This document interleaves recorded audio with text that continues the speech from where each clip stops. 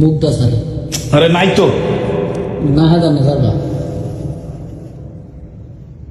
এ শালা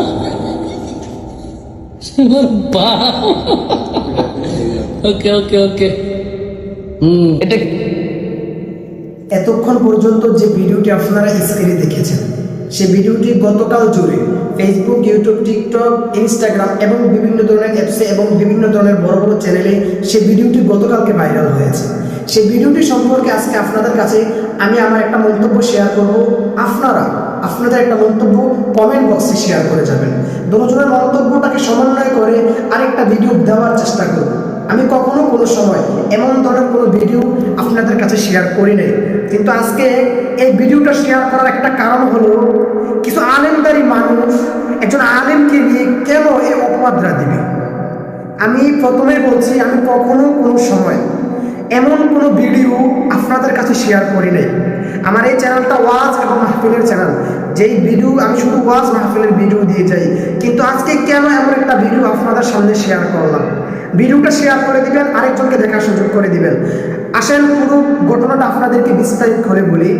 যে ভিডিওটা আপনারা এতক্ষণ পর্যন্ত স্ক্রিনে দেখছেন সে ভিডিওটি হলো, ওনার নাম হচ্ছে আব্দুল খালেক শরীয়তপুরী। উনি একজন বড় মাপের আলেম এবং সারা বাংলাদেশে উনি আলোচনা করে থাকেন, বড় একজন আলোচক। উনি সারা বাংলাদেশের একজন বড় আলোচনা করে থাকেন।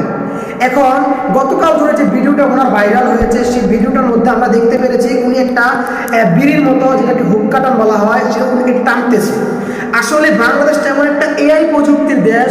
আপনি এখন আপনাকে বলেন যে মোবাইলের মধ্যে আমাকে মেয়ে বানিয়ে দেন, আপনাকে মেয়ে বানিয়ে দিবে। আপনি বলেন আমি ছেলে, আমাকে মেয়ে বানিয়ে দেন, আপনাকে মেয়ে বানিয়ে দিবে।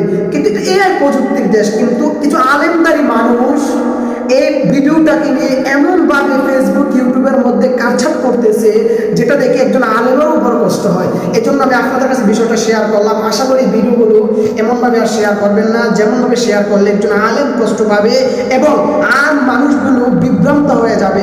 আশা করি এমন ভিডিও থেকে দূরে থাকবেন, সুস্থ থাকবেন, ভালো থাকবেন। ভিডিওটা শেয়ার করে দেবেন যেন একজন মানুষ দেখে, ভিডিওটা দেখে যেন তার দিলটা শান্ত হয়। ভালো থাকবেন। আল্লাহ হাফেজ। আসসালামু আলাইকুম।